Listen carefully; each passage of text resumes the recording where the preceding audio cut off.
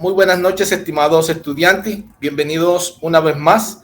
Estamos en la tercera sesión de investigación de tendencias y desafíos de los sistemas educativos. Nos abre la posibilidad y nos da la apertura a la Universidad UMESID de compartir de manera virtual y sincrónica estos espacios en los cuales se aflora el aprendizaje virtual y proliferamos entonces de manera creativa todo lo que tiene que ver con el contacto y el redireccionamiento de los aspectos esenciales de la temática a trabajar. Bienvenidos todos. Muchas gracias, profe. Muchas gracias, muy amable. Muchas gracias, profe.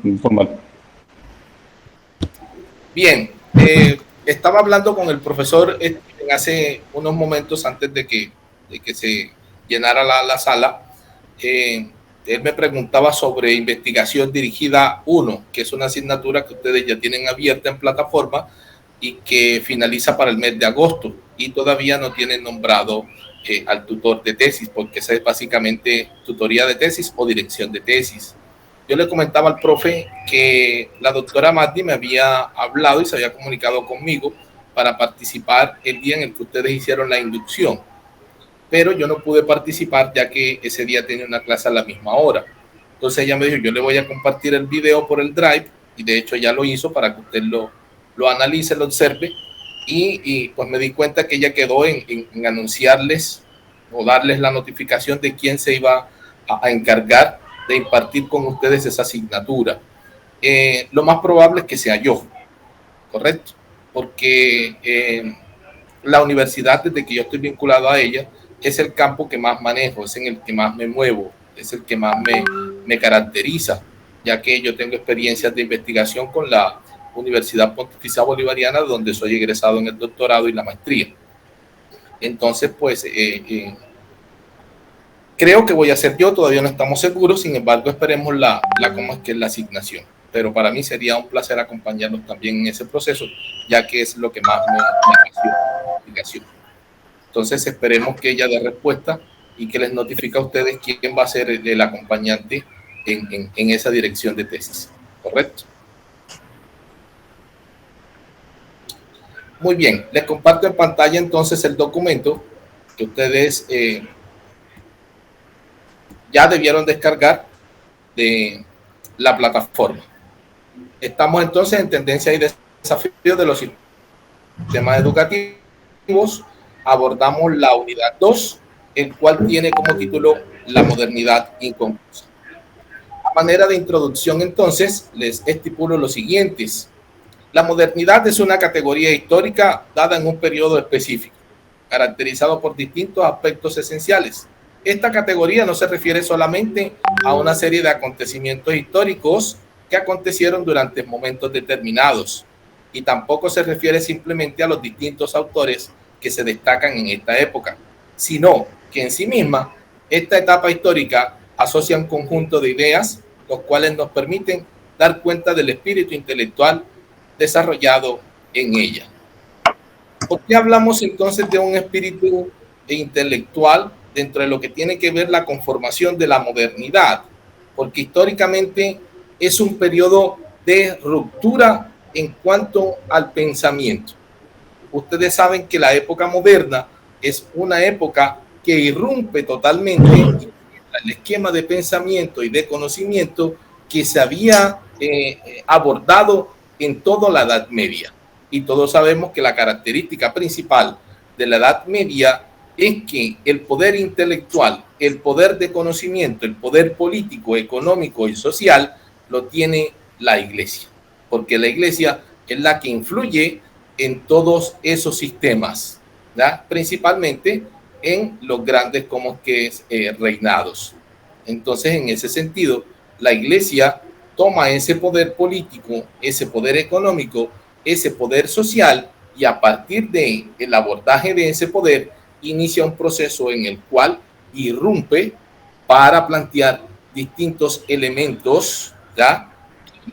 Van a como es que a ser abordados dentro de lo que tiene que ver con la constitución del pensamiento y el conocimiento en esta época. Recordamos entonces que la época medieval ya se plantean dos fundamentos específicos, que son los pensadores San Agustín y San Buenaventura.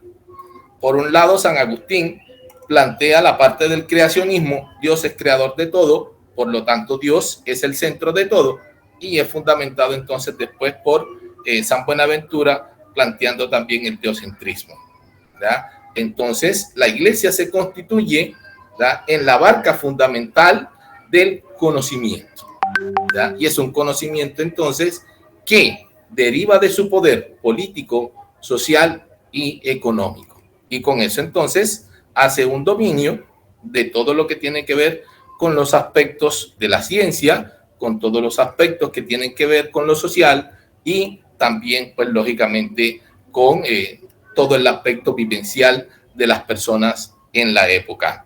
Llegado incluso a plantear por parte de la iglesia lo que nosotros conocemos como el castigo, ¿verdad? Y es un castigo que, de acuerdo a lo que ellos manifestaron, era un castigo que era otorgado por Dios, y se castigaba entonces a todas aquellas personas que iban en contra o que hacían alguna crítica específica al sistema planteado por la iglesia, sobre todo en la parte de conocimiento científico. Ahí recordamos entonces a Johann Kepler, recordamos a Copérnico y algunos pensadores más que plantearon distintas teorías específicas y que fueron pues básicamente perseguidos por la iglesia porque contradecía tanto el teocentrismo como el creacionismo. ¿Correcto? ¿Hay alguna pregunta?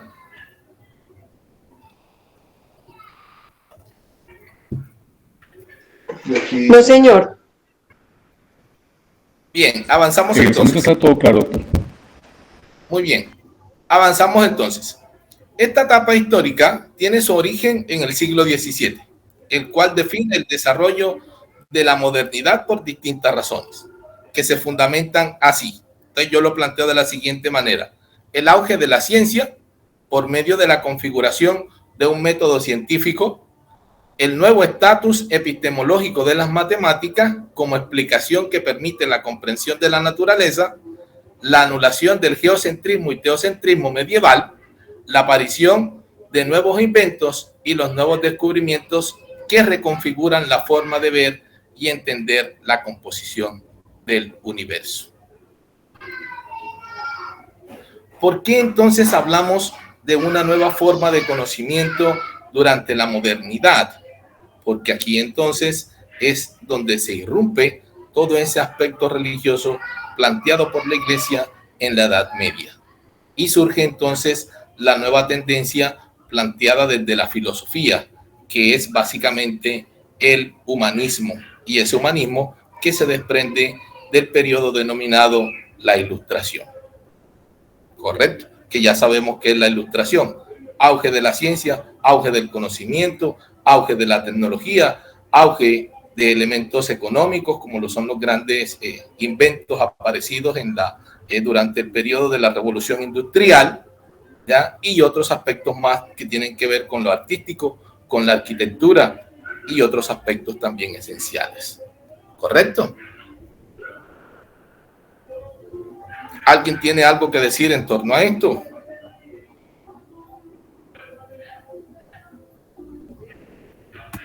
Muy bien, avanzamos.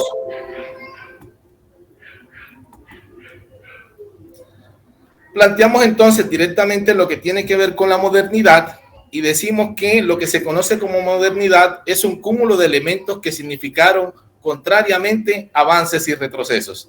Eso es algo importante y quiero hacer la pregunta aquí para todos. ¿Por qué significa la modernidad un avance y por qué significa un retroceso? Profe Luis Miguel. Bueno, yo levanté la mano antes de esta pregunta, cuando usted dijo que no quería comentar algo más, pero igual, no importa, podemos también participar en esta nueva pregunta.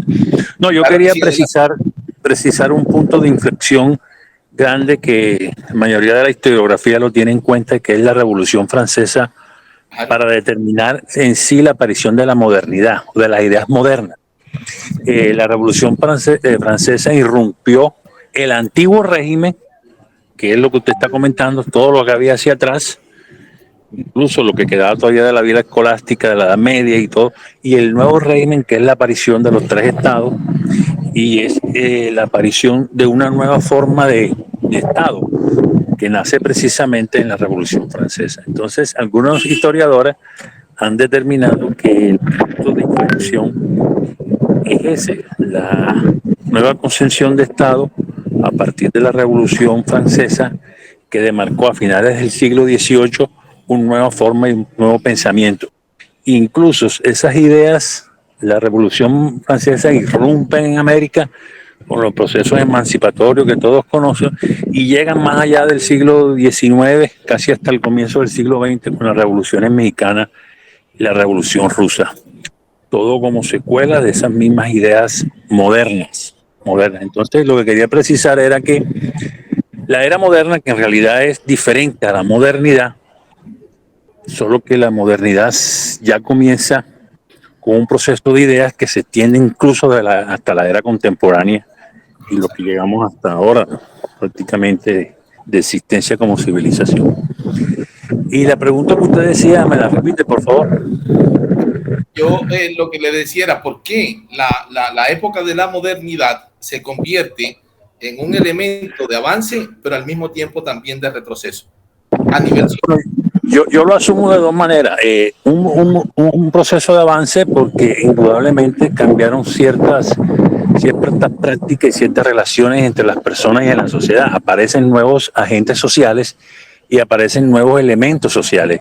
Incluso el Estado sale fortalecido. Pero de retroceso también esa modernidad. Eric Hobsbawm, que es un historiador inglés, dice que esa también fue la aparición de la edad de los imperios, con aras del pensamiento ilustrado que se da en esa modernidad.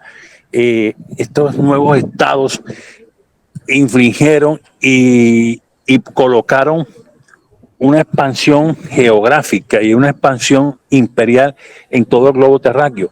Aparecieron nuevas configuraciones como fue la misma conquista, colonización de América, aparecieron nuevos territorios conquistados como fue en África y en el sudeste asiático, y ese pensamiento conquistador e imperial tiene su aparición precisamente en la modernidad, con ese pensamiento ilustrado y ese despotismo ilustrado que caracterizó muchos estados europeos llamados a ser potencias mundiales, el caso de Francia, Inglaterra, la misma España, parte de Italia, incluso Alemania y en ese momento Prusia, bueno, lo que constituye hoy Alemania, y que se lanzaron a conquistar en aras del desarrollo y los procesos civilizatorios, ¿no? A nuevos territorios, a nuevas personas y a imponer sus políticas, su religión y sus ideas. Ese es el profesor. Claro que sí, profe. Ya le doy la palabra a la señorita. Complemento algo que nos decía, que nos compartió el profe Luis Miguel, y es que básicamente la Revolución Francesa tiene mucha influencia en cuanto a lo que tiene que ver con la edad moderna y su composición, su estructuración, pero es más que todo un movimiento político y social, porque recuerden que la revolución significó muchos aspectos en ese sentido, en lo político y en lo social. La misma revolución de la mujer, la declaración de los derechos humanos, y todo eso se dio gracias a eso. Muchas gracias, profe Luis Miguel. Muy preciso su información y sus notas. Señorita, adelante. Bueno, pienso que puede ser un avance, pues porque se logran libertades en las personas, pero también es un retroceso porque pues hay sectores de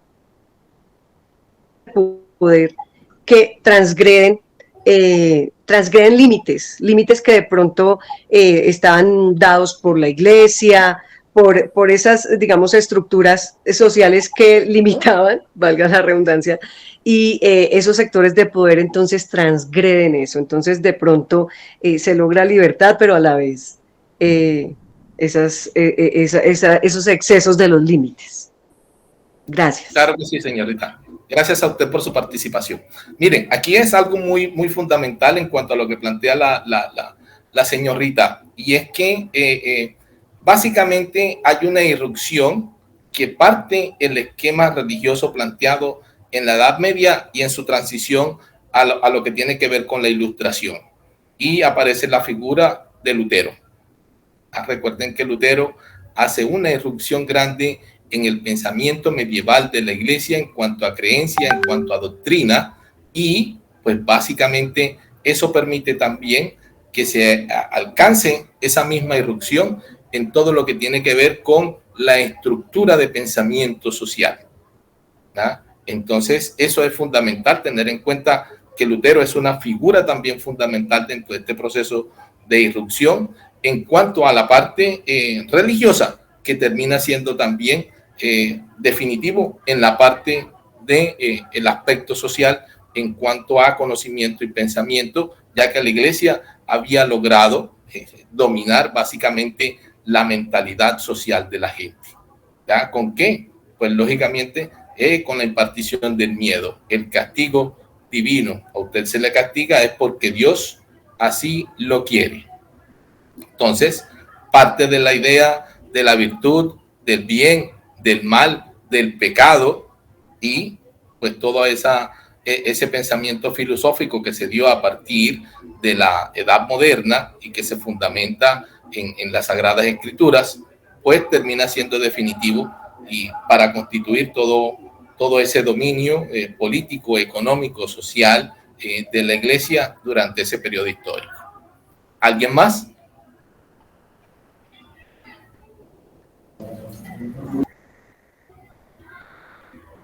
Bueno, avanzamos entonces. Bien, hablamos entonces de que era un avance, pero al mismo tiempo también era un retroceso.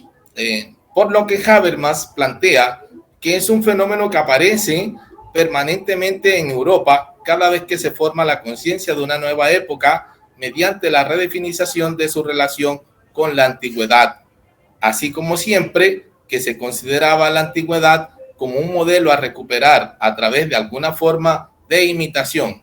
La gente se consideraba moderna. Entonces, miren lo que está planteando ya Habermas una vez más. Entonces, hacemos una regresión para volver a lo antiguo, pero volviendo al antiguo nos estamos haciendo modernos. Entonces, es un aspecto que hay que tener en cuenta y que ustedes ya desarrollarán en la lectura del documento que sirve como material de apoyo. Bien, entonces, a pesar de que la modernidad presente un sinnúmero de metamorfosis, porque ustedes saben que ahí se dio un cúmulo de distintos cambios en todos los aspectos, y de que sus distintas transformaciones nos impidan atrapar su sentido primigenio, el espíritu moderno parece tener un punto de encuentro, algo común a sus distintas facetas. Berman, en 1982, lo explica de la siguiente manera: ser modernos es encontrarnos en un entorno que nos promete aventuras, poder, alegría, crecimiento, transformación de nosotros y del mundo, y que al mismo tiempo amenaza con destruir todo lo que tenemos, todo lo que sabemos, todo lo que somos. Entonces, en este sentido, ya Berman hace una precisión de lo que tiene que ver o lo que significa en materia de consecuencias, ¿ya? El movimiento ilustrativo y el movimiento social moderno. Avanzamos, pero retrocedemos. ¿Por qué? Porque al ser modernos también se plantea una serie de elementos negativos. Entonces ya exploraremos cuáles son esos elementos y los abordaremos también de acuerdo a la visión de distintos autores, sobre todo el de Habermas. ¿Algo por decir?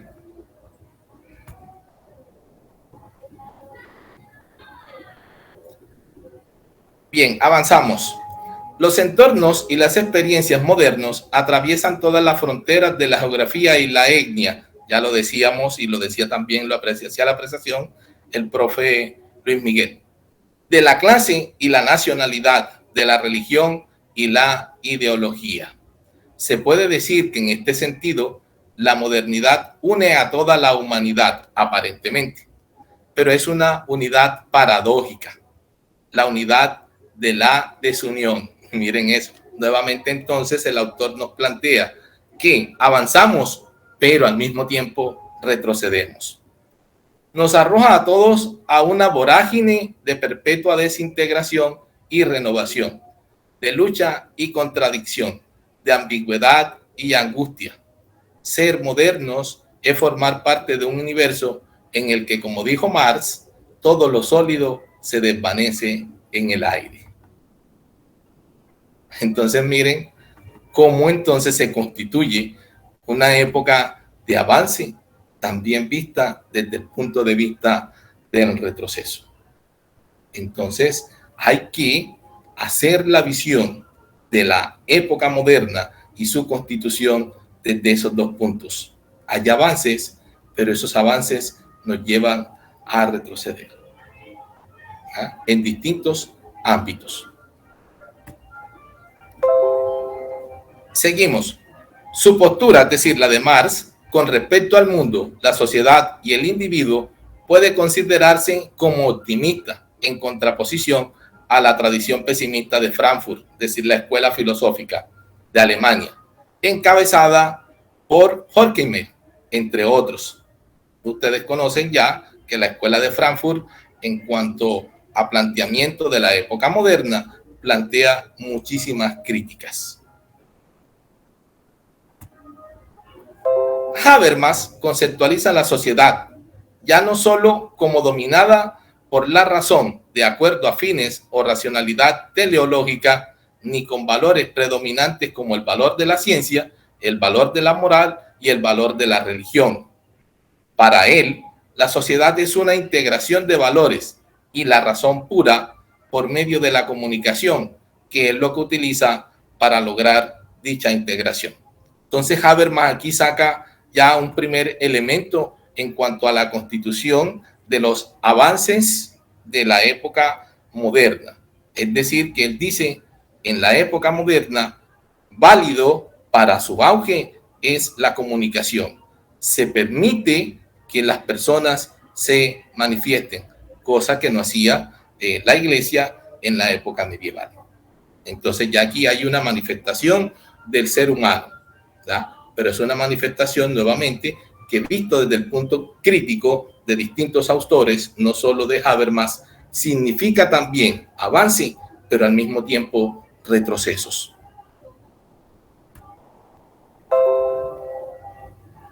Habermas parte de tres concepciones teóricas. Una evolución social, donde describe la historia como un devenir de la especie humana, como un proceso evolutivo continuo. Asimismo, le da a la acción social una corporeidad. El cuerpo sujeto humano pierde importancia. En cuanto al concepto de sistema, lo plantea como sistema social transsubjetivo de procesos de aprendizaje en crecimiento. Con lo anterior, el sujeto es cambiado por una estructura que está más allá de la subjetividad, proponiéndolo como una situación de comunicación. Entonces, para Habermas, nuevamente repito, la comunicación permite entonces el avance de la sociedad moderna, es decir, la participación de las personas. Correcto, pero esa participación de las personas, nuevamente repito también, trae consigo un retroceso histórico. Tenemos aquí entonces un pequeño gráfico conceptual en el cual se nos da a conocer por este portal toda la estructura del sistema económico, el sistema político y el sistema social cultural planteado en la modernidad, que ya ustedes pues lo analizarán cuando profundicen más el documento. Habermas, fundamentado en la distinción entre acción técnica y acción comunicativa, hace una distinción entre una sociedad tradicional y una sociedad moderna. Entonces dice, la sociedad tradicional es una sociedad en que la acción técnica no sobrepasa los límites de la legalidad, es decir, que en sus miembros no se sientan amenazados por la injusticia y desigualdad, en tanto que estarán justificadas por una cosmovisión mítica y religiosa. Entonces se da el primer desmonte moderno, ¿ya? Lo que yo les decía, la Edad Media plantea un castigo a la humanidad cuando ésta comete un pecado o se deja llevar por el mal. ¿Listo? La Edad Moderna significa entonces que a usted se le da la libertad de la acción. Usted actúa de acuerdo a su pensamiento o actúa de acuerdo a cómo usted quiere actuar. Entonces se le da esa cierta libertad al ser humano en cuanto a la acción, que irrumpe directamente o que contradice la doctrina cristiana impuesta por la Iglesia. Seguimos. Pero cuando esas desigualdades sobrepasan ese límite, nos encontramos ante una sociedad moderna.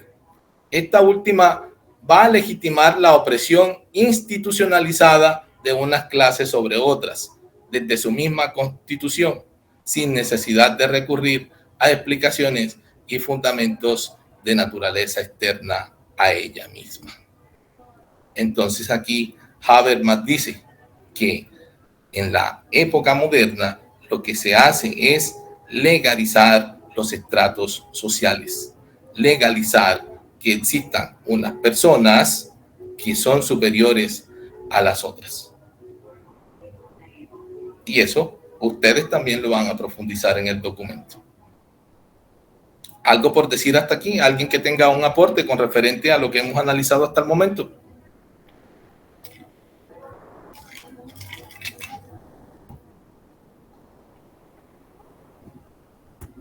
Avanzamos. No, avanzamos. Para tener en cuenta, en este sentido, si una sociedad tradicional ve en la desigualdad nada más que el aspecto terrestre de una realidad suprahumana que, siendo ontológicamente desigual, se justificaba en la realidad social, existiera una brecha enorme entre la nobleza y el pueblo, tan solo porque así lo justificaba el mito o la religión. Injusto sería lo contrario, es decir, contradecir la realidad divina en la tierra. Entonces ahí, nuevamente, el autor lo que nos da es claridad sobre lo mismo. La Edad Media, caracterizada por ese dominio, ya a partir de lo que tiene que ver el miedo en cuanto al castigo, no debes ir en contra de esta doctrina porque significa un castigo divino, a la mentalidad libre y abierta planteada por la Ilustración y, lógicamente, por el humanismo. Entonces, Habermas nos plantea una serie de acciones sociales. Dentro de la sociedad, Habermas concibe dos formas de acción social. La primera la denomina la acción comunicativa y la segunda es denominada la acción de acuerdo a fines u orientada al éxito. Dice entonces que la acción comunicativa ya la hemos definido. El hombre en la época medieval está sujeto a lo que plantea la Iglesia, mientras que en la época moderna se le da entonces más participación.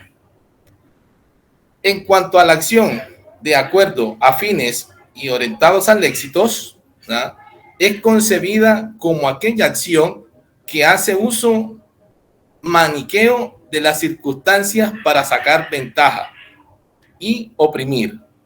Una acción netamente antidiálogo y donde el dominio es la existencia representativa. Entonces, mire, se nos da en la época moderna una libertad de expresarnos, una libertad de pensamiento. Pero esa misma libertad de expresarnos y de pensamiento también es coartada por distintos sistemas, sobre todo de carácter político y económico. Entonces, en ese sentido, Habermas define que avanzamos, pero al mismo tiempo también retrocedemos. Respecto a la acción social con lógica comunicativa, se presenta cuando los actores interaccionan en un proceso de entendimiento sobre metas comunes y compartidas, concibiendo para ello el entendimiento como un acuerdo sobre alguna afirmación dentro de 3 dimensiones.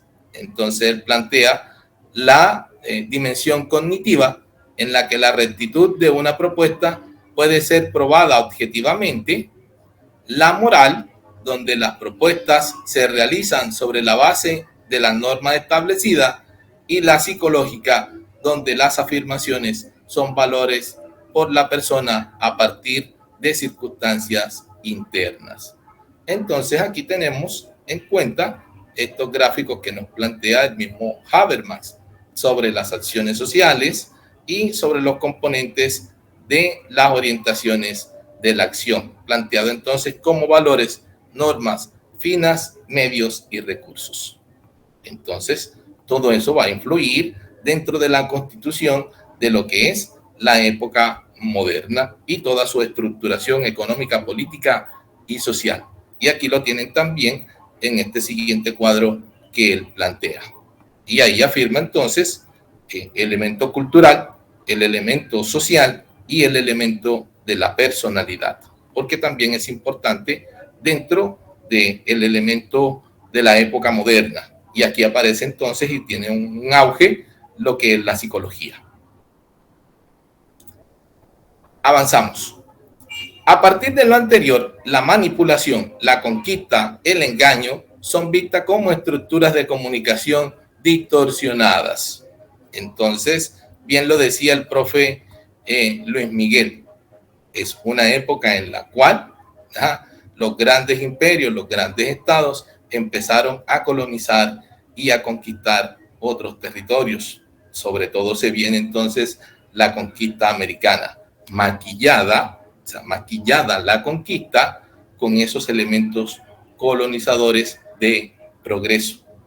Entonces las mismas conquistas se convierten en un avance, pero al mismo tiempo en un retroceso. ¿Algo para ampliar, por favor?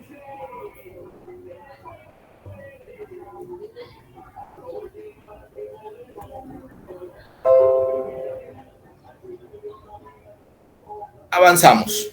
Por otro lado, metodológicamente establece la sociedad en 2 niveles: la sociedad de sistema y la sociedad del mundo de vida.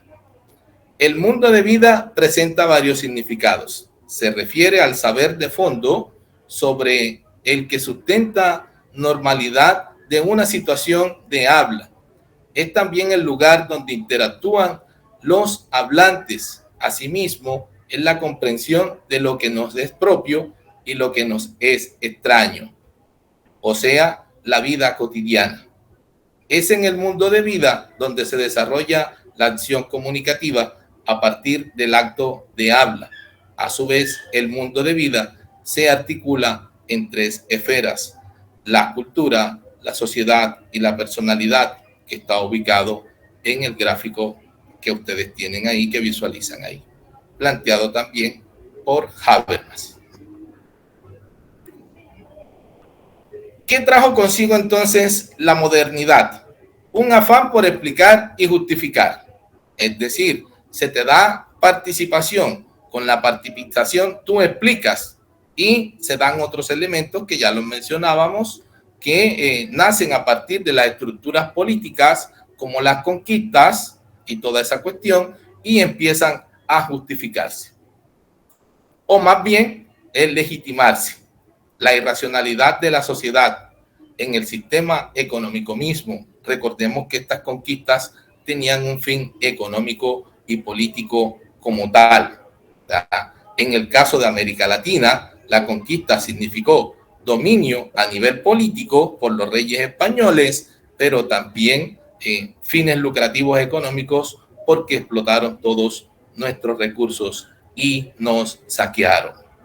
Entonces nuevamente vuelve Habermas y nos recuerda: avanzamos, pero al mismo tiempo retrocedemos.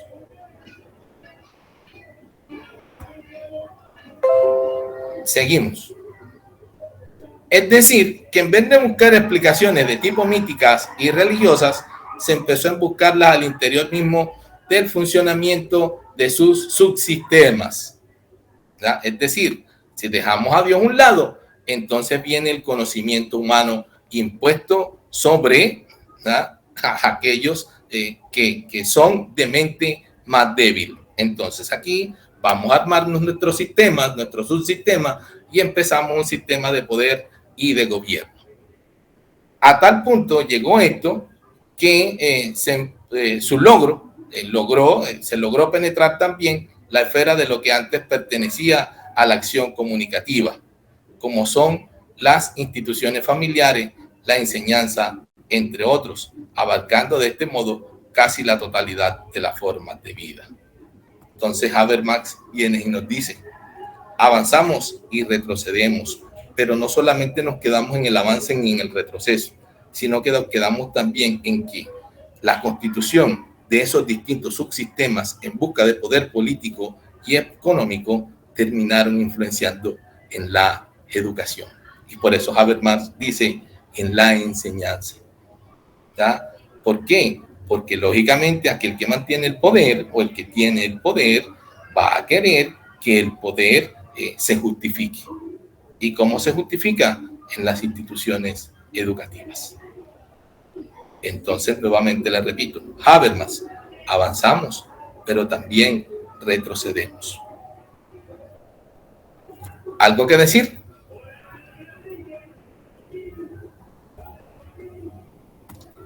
Sí, señor. No, señor.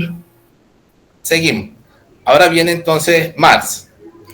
Dice Marx: esta legitimación o aparente legitimación se desbarataba una vez que el sistema económico en una sociedad capitalista liberal entraba en crisis.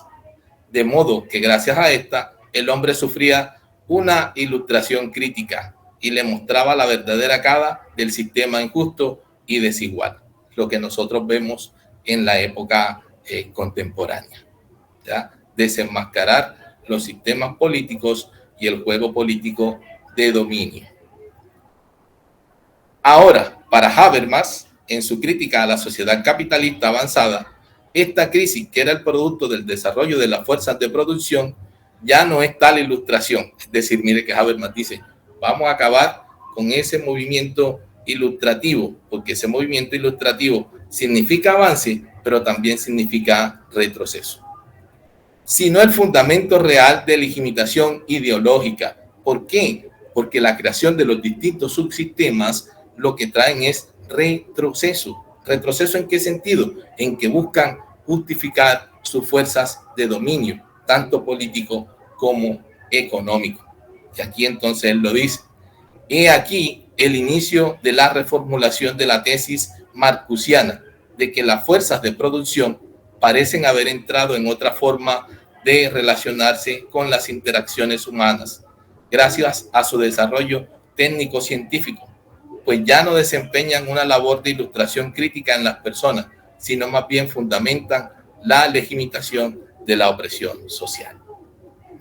Y vamos entonces al campo económico. El auge de la revolución industrial, los grandes inventos, la ciudad recobra importancia porque las industrias se enfocan en las ciudades, habitan las ciudades. Hay un desplazamiento masivo del campesino, ¿verdad?, que tiene que salir de la zona rural a la zona urbana para buscar su sustento, para ganar un poco más. Y en la zona urbana es más explotado, porque es, de acuerdo al subsistema político y económico, obligado a trabajar largas horas de trabajo sin recibir una remuneración digna. Entonces, nuevamente plantea Habermas: avanzamos, pero también retrocedemos.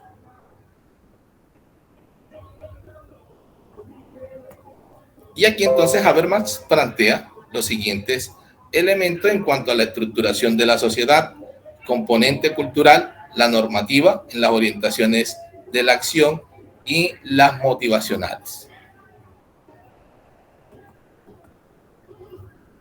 Listo, mis estimados. Eso es lo que Habermas, en resumidas palabras, denomina entonces como la modernidad inconclusa. ¿Por qué es inconclusa? porque avanza, pero retrocede. ¿Algo que decir? Los escucho. Sí, profe, voy a comentar algo. ¿Cómo, profe Luis Miguel? No lo escuché. Voy a comentar algo. Claro que sí, adelante. Una de las consecuencias de esa modernidad occidental afincada, como usted dijo, y situada en Europa, que es la que generó una epistemología en muchas de las ciencias Sí, y señor. que causó también como algo en retroceso, luego yo, el epistemicidio que ha llevado a otros lugares y otras latitudes el conocimiento. Entonces, en aras de ese conocimiento occidental europeo centrado en la ilustración, originario de Europa, los demás no tenían cabida. Es así como se ha marginado y se margina todavía aquellos otros que para ellos o no tienen voz o no son visibles o no son ciencia. Y como no son ciencia, entonces quedan de un lado. Se crea un abismo, algo que comenta Buenaventura Sousa, que es una separación abismal entre dos formas de pensar. Ese origen de ese tipo de conocimiento epistemológico originario en Occidente, centrado en esta Europa eurocéntrica, económicamente capitalista, nace ahí, en ese proceso de la ilustración. Y algún factor importante, profe, es también el económico. Varios intentos desde el mercantilismo, cuando se comienza a comercializar con las nuevas tierras, los nuevos descubrimientos, la acumulación de oro y plata, y ese proceso de mercantil que lleva en varios intentos a lo que algunos economistas e historiadores económicos le dicen el take-off, el arranque, que fue el fracaso varias veces de que el capitalismo quiso arrancar, pero por X o Y razones no se imponía, no arrancaba hasta que llega la revolución industrial como tal, donde hay una acumulación de capital, hay la generación de otros espacios donde se generan otro tipo de bienes y que son posibles comercializar o explotar muchos recursos naturales en esos nuevos territorios conquistados que dieron origen a los nuevos imperios, llevarlos a la metrópoli, procesarlos y volverlos a vender a los nuevos territorios. Entonces esos dos aspectos lo veo yo como un retraso de la misma modernidad y concluyo que es la condición del conocimiento como tal y la condición del capitalismo impuesto desde Occidente. Gracias. Claro, profe, el capitalismo surge como un elemento constitutivo de dominio. O sea, eso no tiene ninguna otra explicación. Nace es para dominar y ese dominio termina en una opresión de las clases sociales, ¿verdad? Donde el señor capitalista, al igual que en la Edad Media el señor feudal, ¿ya? Maneja todo el campo económico, todo el campo político, y todo el que está a su servicio simplemente es un plebeyo, es decir, le sirve para poder seguir aumentando su capacidad de riqueza. Entonces, eso desde el punto de vista de Habermas significa un avance para retroceder. Y lo que usted decía también, empezaron los dominios a nivel de colonizaciones, de conquistas, ¿no? La explotación de los recursos naturales de esos territorios conquistados, y ahí entonces ellos lo legitiman y pues lógicamente lo justifican, ¿correcto? Entonces, en ese sentido, Europa, ¿no? Significa opresión para la América Latina. Y por eso entonces, desde el punto de vista económico, se tergiversa todo el elemento que define o que prolifera la clasificación del mundo en los tres elementos que ya habíamos anunciado en la primera clase. Primer mundo, segundo mundo y el tercer mundo. ¿Ya? No es más, esa clasificación no es más que un medio, ¿ya? Para poder legitimar todo lo que el capitalismo europeo logra realizar y que es copiado además por nosotros para destrozarnos un poco más. ¿Quién más?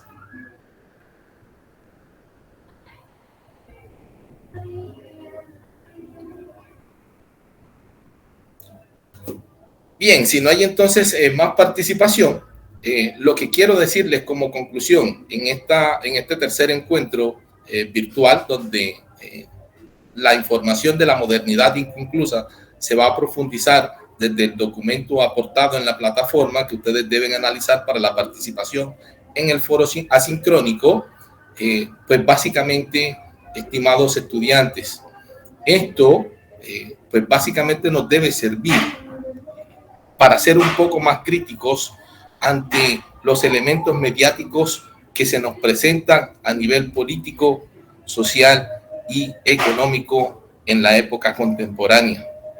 Porque Habermas en el documento dirá, la época contemporánea es una máscara de la modernidad, y ustedes lo leerán y definirán por qué. Porque es que seguimos en lo mismo. Avanzamos para retroceder. Muchísimas gracias, que tengan una feliz noche. Mañana les voy a subir entonces la actividad como tal del foro asincrónico y la fecha en la cual debemos participar. ¿Correcto? Los documentos están en la plataforma, pueden subir, pueden entrar y descargarlos.